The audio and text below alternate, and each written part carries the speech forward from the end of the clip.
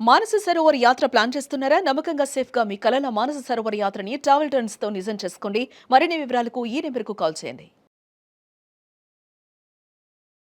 నమస్తే రమగారు. నమస్తే జయ. రమగారు, మనకి భీష్మ ఏకాదశి ఉంది. సో భీష్మ ఏకాదశి అనగానే భీష్ముడు చేసిన ప్రామిస్ ఒకటి, ఆయన అంపసై మీద ఉండటం, ఇవన్నీ మనం ప్రధానంగా చెప్పుకుంటూ ఉంటాం. మహాభారతంలో ఎన్నో క్యారెక్టర్స్ ఉన్నాయి కదండి, కానీ ఈయన గురించి మనం ప్రత్యేకంగా మాట్లాడుకుంటాం, ఈయన గొప్పతనాన్ని కదా. ఇంకొకసారి మనం స్మరించుకుందాం. మాఘశుద్ధ ఏకాదశిని భీష్మ ఏకాదశి అంటారు. సంవత్సరం అంతా మనకి ఏకాదశులు కనపడతాయి. తెలుగు మాసాలలో ప్రతి మాసంలోనూ 2 ఏకాదశులు వస్తాయి. కొన్ని ప్రఖ్యాతమైనవి, ప్రత్యేకమైనవి ఉండగా కూడా ఈ మొత్తం 24 ఏకాదశులు మనకి ఉపవాస దినాలుగా చెప్పబడ్డాయి. ఏకాదశి విష్ణువు యొక్క ఆయన అంశాస్వరూపంగా చెప్పబడుతుంది. ఆయనలోంచి బయటకు వచ్చిన ఒక శక్తిగా.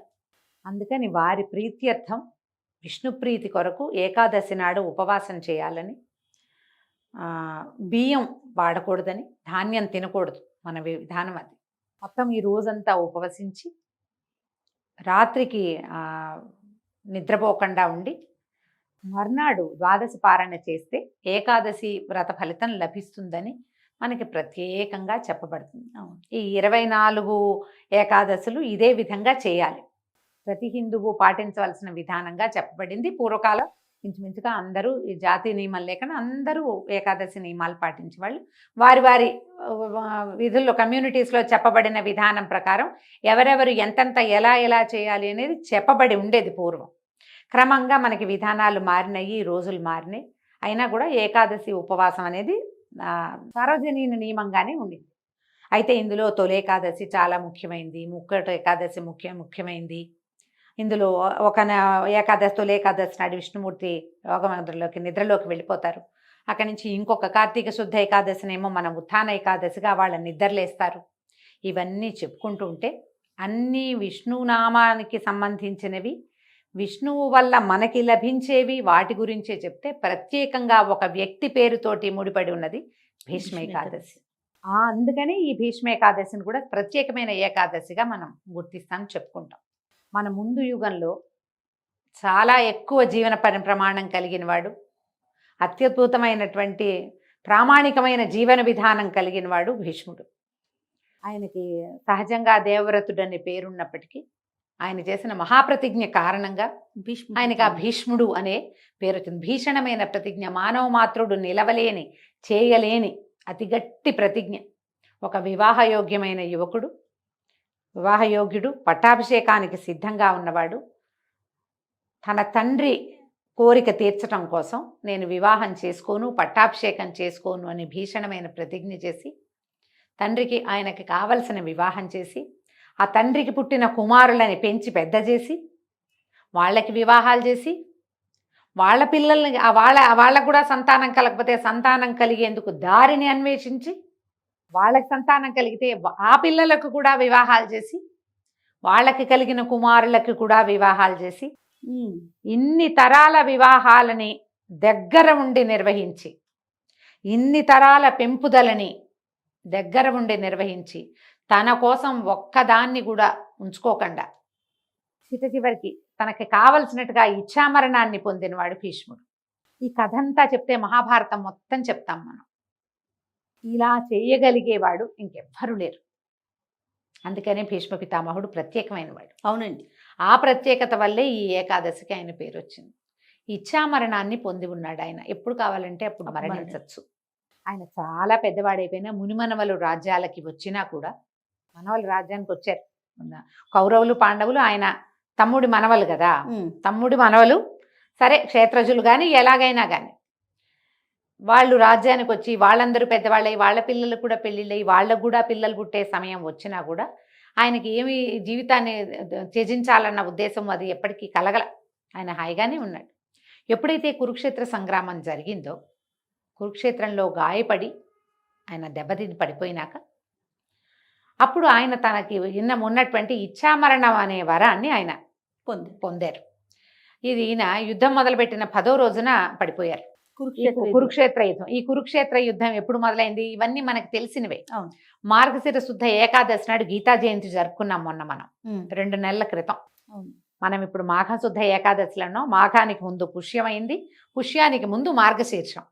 మార్గశీర్ష శుద్ధ ఏకాదశి నాడు గీతాచార్యుడు భగవానుడైన కృష్ణ పరమాత్మ అర్జునుడికి గీతను బోధించారు.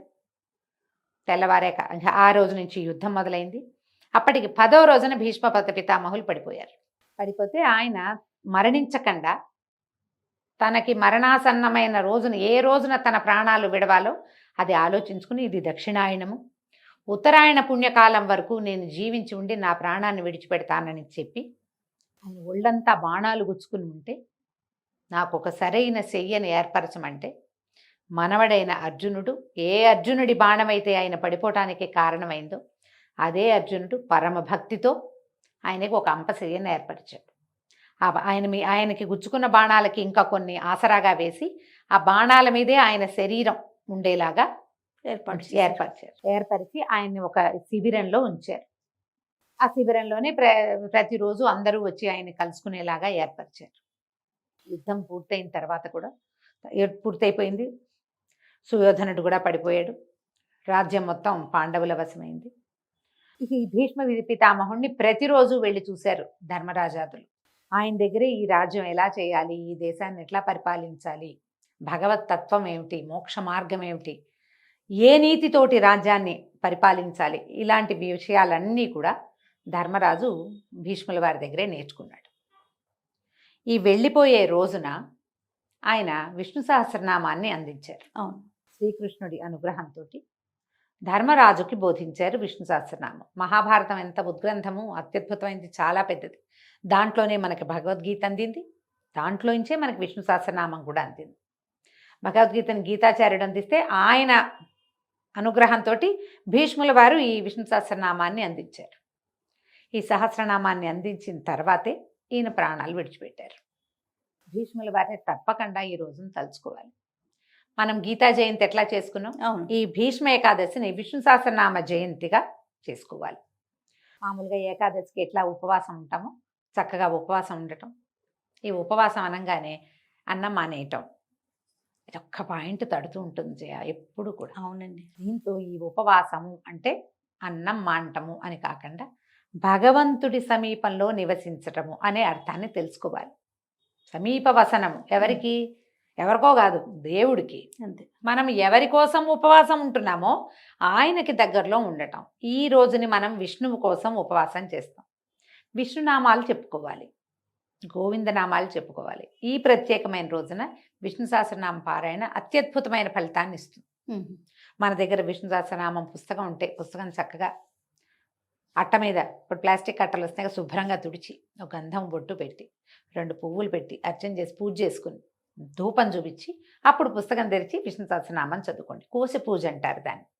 ఏ గ్రంథంలో నుంచి మనం చదువుకుని మనం పునీతలం అవుతున్నామో ఆ గ్రంథానికి పూజ చేయటం. ఓకే. ఓ పెద్ద పూజ చేసి దాన్ని అక్కడ పెట్టమని కాదు, పూజ చేశాక చదువుకోవాలి. చక్కగా విష్ణు సహస్రనామం చదువుకోండి. ఇంట్లో విష్ణు సహస్రనామాలు ఆ రోజంతా నడిచేలాగా ఏర్పాటు చేసుకోండి. మనకు అవకాశాలు ఉన్నాయి కదా, అంత పెద్దది రాదు, ఏదైనా ఒక్క శ్లోకం తీసుకుని అదైనా చదువుకోండి. విష్ణువుకు సంబంధించిన ఏ స్తోత్రమైనా ఈ రోజంతా ఉపవాసం ఉండటం. ఒకవేళ మీకు రాత్రికి కుదిరితే జాగరణ చేసే అవకాశం ఉంటే జాగారం చేయటం. రాత్రి జాగరణ చాలా అవసరం, చేస్తే మంచిది. మర్నాడు పొద్దున 12 గడియలు దాటకుండానే చక్కగా వంట చేసుకోవటం. ఎవరైనా బ్రాహ్మణోత్తముడికి భోజనం పెట్టగలిగితే సాటి వాళ్ళకి ఎవరైనా, బ్రాహ్మణుడి కంటే బ్రాహ్మణులకనే కాదండి, మీ అవకాశాన్ని బట్టి సాటి వారికి ఎవరికైనా రండి, ఇవాళ మేము ద్వాదశపారాయణ చేస్తున్నామని ఫ్రెండ్స్ని స్నేహితులు కూడా పిలుచుకోవచ్చు. వాళ్ళకి భోజనం పెట్టి మీరు భోజనం చేయండి. ద్వాదశి నాడు పగలు నిద్రపోవద్దు. సహస్రనామ పారాయణ చాలా ముఖ్యం. మీకు కుదిరితే ఎవరైనా 2-3 పుస్తకాలు ఉంటే ఎవరికైనా చదువుకోవటానికి ఇవ్వండి, అది కూడా చాలా మంచిది. మీ అవకాశాన్ని బట్టి ఈ భీష్మ ఏకాదశి పర్వదినాన్ని సుసంపన్నం చేసుకోండి. ఒకవేళ ఉపవాసం ఉండలేని వాళ్ళు, ఓపిక లేని వాళ్ళు, మందులు వేసుకునే వాళ్ళు, గర్భవతులు, పెద్దవాళ్ళు, చిన్నపిల్లలు, పసిపిల్లలున్న తల్లులు చేయకపోతే ఎలాగా, ఇలా చేయకపోతే మాకు కుదురుతుంది, చక్కగా కుదురుతుంది. ఉపవాసం అంటే దేవుడికి నివేదన చేసిన వస్తువులు మాత్రమే తినండి. ఇది ఒక ఈజీ మెథడ్. పొద్దున్నే వంట చేసేసుకోండి, నివేదన చేయండి, అదే తినండి. మధ్యలో బిస్కెట్లు తీద్దామా, చాక్లెట్ తీద్దాం, బాదం పప్పులు తిందాం ఏమనుకోవద్దు. పళ్ళు గిళ్ళు ఏముంటే పళ్ళు కూడా దేవుడికి నివేదన చేయండి, అవి పుచ్చుకోండి. ప్రసాదం తింటే అట్టే తప్పులేదు, ఉపవాసం కిందే వస్తుంది. సహస్రనామం తప్పకుండా చదువుకోండి. మీ అవకాశాన్ని బట్టి ఈ రోజుని సుసంపన్నం చేసుకోండి. తప్పకుండా రమ్మగారు. నమస్తే. నమస్తే జయ.